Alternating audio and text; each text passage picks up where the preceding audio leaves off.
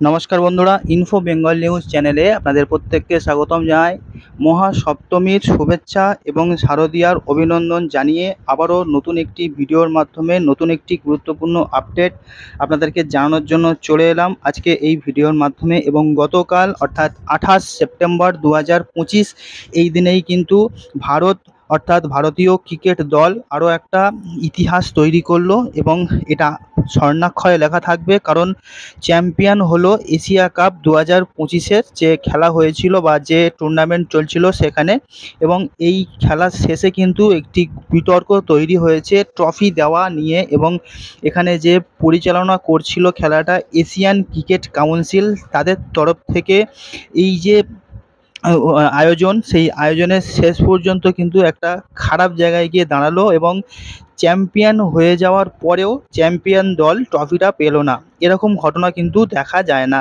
Asia cup খেলে পাওয়া সমস্ত টাকাটাই ভারতীয় সেনাকে দান করলেন সূর্যকুমার যাদব।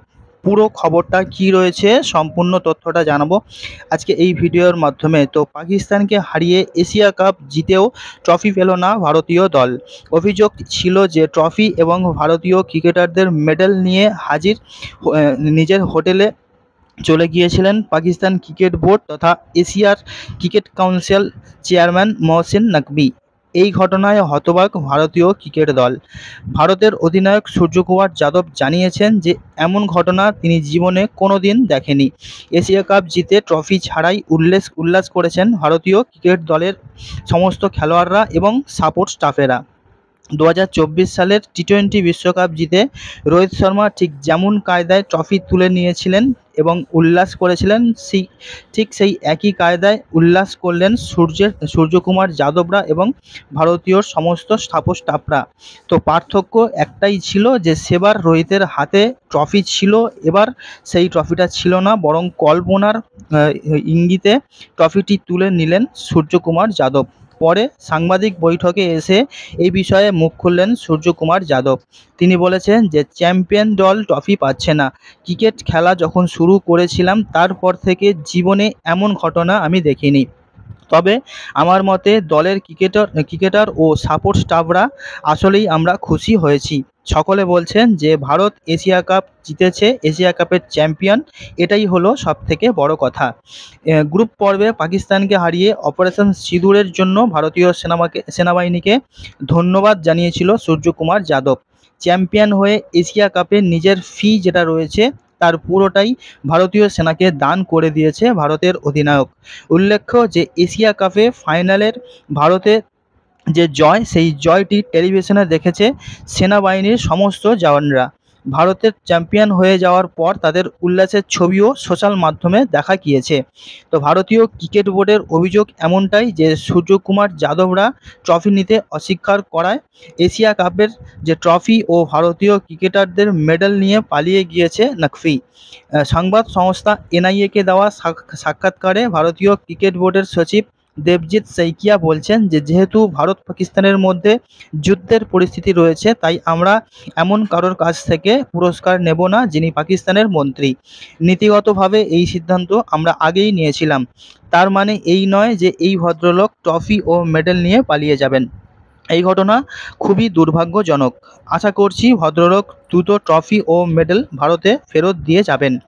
তবে এখানেই থামছে না ভারতের যে সমস্ত বিতর্ক রয়েছে সেইগুলো, এবং নকভির এই কাজের বিরুদ্ধে ভারত বিশ্ব ক্রিকেটের নিয়ামক সংস্থা, সেই সংস্থার কাছে অভিযোগ জানাবে তারা বলেই কিন্তু জানিয়ে দিয়েছেন। এবং সাইকিয়া বলে দিয়েছেন যে নভেম্বর মাসে দুবাইয়ে আইসিসির একটি বৈঠক রয়েছে, সেখানে আমরা এশিয়া ক্রিকেট কাউন্সিল চেয়ারম্যানের বিরুদ্ধে জোরালো প্রতিবাদ জানাবো।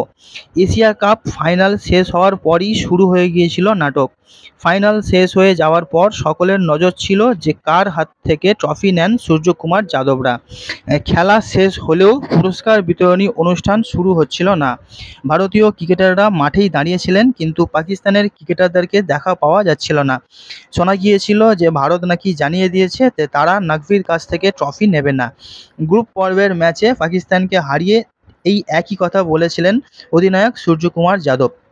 কিন্তু মাঠে ছিলেন নাকভি। কারোর সঙ্গে ফোনে কথা বলতে দেখা যায় তাকে। নাকভিকে দেখে বোঝা যাচ্ছিল যে বেশ রেগে রয়েছে সে। খেলা শেষে খেলা শেষ হয়ে যাওয়ার ১ ঘন্টা পর সাজঘর থেকে বেরিয়ে আসে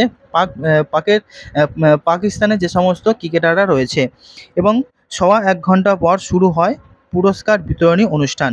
প্রথমে ব্যক্তিগত পুরস্কার দেওয়া হচ্ছিল, তারপর পাকিস্তানের ক্রিকেটারদের মেডেল নিতে ডাকা হয়। সেখানেও অনেক নাটক দেখা গিয়েছিল। সঞ্চালক সাইমন ডুল জানান যে পাক ক্রিকেটারদের মেডেল দেবেন নাকভি, কিন্তু আদতে দেখা যায় এশিয়া ক্রিকেট কাউন্সিলের অন্য এক কর্তা আমিরুল ইসলাম তাকে মেডেল দিচ্ছেন।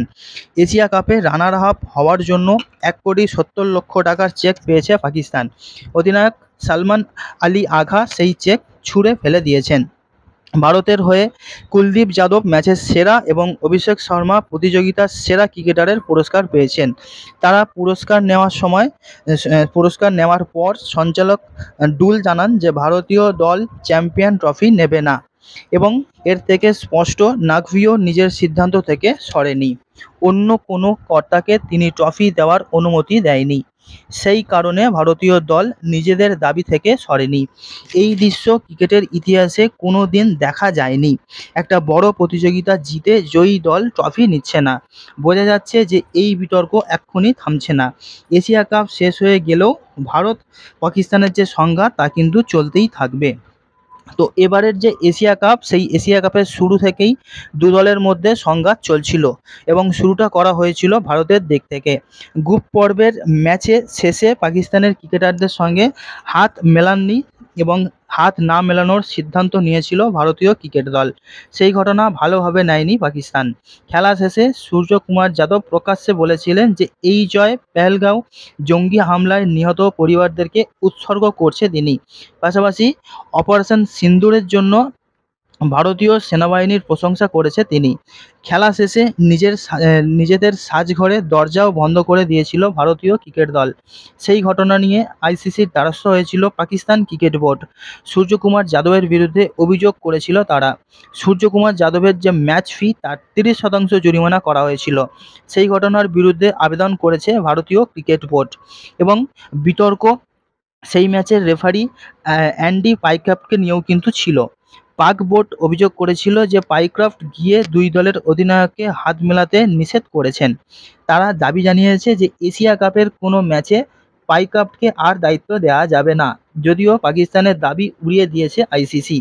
এবং পরের যে পাকিস্তানের ম্যাচ, সেই ম্যাচের আগে পাইক্রাফটের সঙ্গে কথা বলেন পাকিস্তানের কোচ মাইক হেসন, অধিনায়ক সালমান আলী আগা এবং অন্যান্য কর্তারা।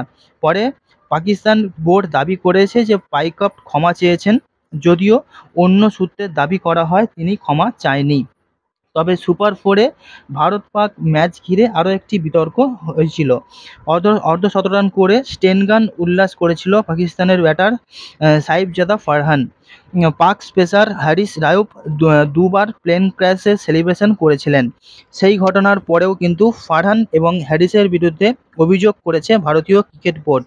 ফাইনালেও যে বিতর্ক কমবে না তা বোঝাই যাচ্ছিল।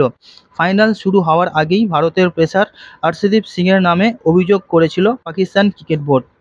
তাদের অভিযোগ ছিল সুপার 4-এর ম্যাচে অশ্লীল ভঙ্গি দেখিয়েছিলেন হর্ষদীপ সিং। ফাইনাল শুরুর আগে ভারতীয় জাতীয় সঙ্গীত হওয়ার সময় খোশ গল্প করছিলেন পাকিস্তানের দুই ক্রিকেটার হারিস এবং শাহিন শাহ আফ্রিদি। ক্রিকেটের নিয়মে রয়েছে যে অন্য দেশের জাতীয় সঙ্গীতের সময় সোজা হয়ে দাঁড়িয়ে থাকতে হবে ক্রিকেটারদেরকে, কোনোভাবেই কোনোরকম গল্প বা কোনোরকম আলোচনা করা যাবে না। কিন্তু পাকিস্তানের দুই ক্রিকেটার সেইটা করেনি, এবং তার জন্য দুজনকে সমালোচনা করা হয়েছে। ভারতীয় সমর্থকদের অভিযোগ যে ভারতের জাতীয় সঙ্গীতকে অসম্মান করেছে তারা। হারিস এবং শাহিনের শাস্তির দাবিও উঠেছে। ফাইনালে হারিসকে বোল্ড করে তাকে জবাব দেন জসপ্রীত বুমরাহ।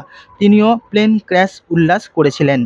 এটা আমরা প্রত্যেকে দেখেছিলাম। তবে খেলার মধ্যেই যে এই বিতর্ক শেষ হবে না তা বোঝা যাচ্ছিল। একদম হলো তাইও। খেলা শেষে পাকিস্তানের ক্রিকেটারদের সাজঘরে সবাই ঢুকে গেলেন। পরপর 3 ম্যাচে ভারতের কাছে হেরে হারের ধাক্কা হজম করা সহজ ছিল না। পাশাপাশি গোটা প্রতিযোগিতা জুড়ে ভারত বয়কট করেছে পাকিস্তানকে, সেই জ্বালাও হয়তো ছিল তাদের। পাকিস্তান ক্রিকেটারদের মাঠে নামতে দেরি হওয়া দেখে জল্পনা শুরু হয়েছিল যে সালমানরা কি অনুষ্ঠান বয়কটের সিদ্ধান্ত নিল। শেষ পর্যন্ত নাকভি ফোনে তাদের আহ, নামা নাব নাব নাবকির যে ফোন, সেই ফোনে কিন্তু তারা নামে। নইলে এত দেরি কেন করলো তারা, তা নিয়ে একটি প্রশ্ন থেকে যাচ্ছে। যদিও ভারতীয় ক্রিকেটাররা আরও একবার পাত্তা দিলেন না নাকভিকে। এশিয়া কাপ জিতে ট্রফি নিলেন না সূর্যকুমার যাদবের দল ভারতবর্ষ। তো ভারতবাসী হিসাবে এর থেকে বড় কিন্তু গর্বের কিছু হতে পারে না। যে দেশ আমাদের দেশের সাধারণ মানুষকে তার ধর্ম জিজ্ঞেস করে তাকে মেরে দিতে পারে, সেই দেশের সঙ্গে কোনো রকম বন্ধুত্ব থাকবে না, তাদের সঙ্গে মুখ দেখা কোনো রকমভাবে চলবে না, হাত মেলানো তো দূরে থাক। এই নীতিতে ভারতীয় দল যে খেলে এলো, এশিয়া কাপ জিতে এলো, এর থেকে আমি একজন ভারতীয় হিসাবে অত্যন্ত গর্ববোধ করছি। তো বন্ধুরা, আপনাদের কি মতামত অবশ্যই কমেন্ট করে জানাতে পারেন। আসছি পরের নতুন কোনো ভিডিও নিয়ে। সবাই খুব ভালো থাকুন। Good bye.